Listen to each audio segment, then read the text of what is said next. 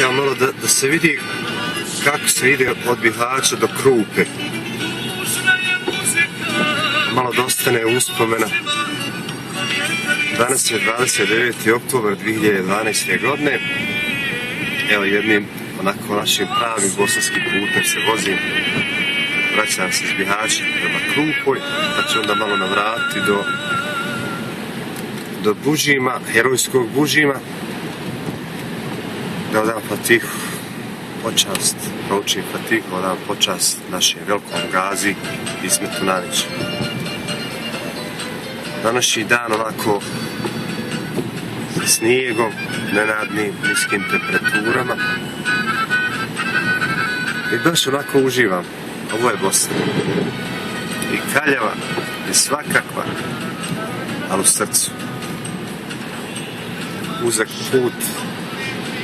Moja mama nedavno kaže samo da ne izaći iz onog kanjona. Evo, ovako je. Srećom nove gume. Pa i novo auto.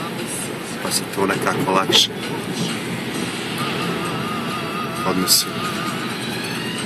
Evo, sad dok se vozim, mislim na svoju familiju, svoju djecu, mog Emira, pa Kenana, pa Sajna koji je u Panama Cityu, pa mog Adu, naravno moju jedinu, prvu, zadnju i vječnu ljubav Melinu.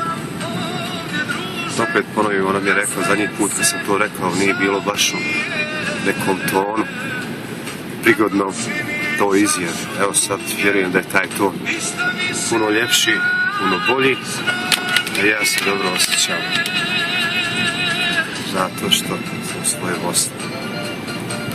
Sve mi je nekako pri srcu. Sve, ama baš sve. A od srca se ne bježi, u stvaru srca se ne može pobjeći. Sve da hoćeš. Onaj ko u srce bježi, on umire, ne znajući da umire. Dragi prijatelji, evo sad ću ja malo da isključim ovu kameru, ali imao sam potrebu da vam kažem, i familiji svoje, da ću podnijeti svoju majku i oca da vidim i da uživam.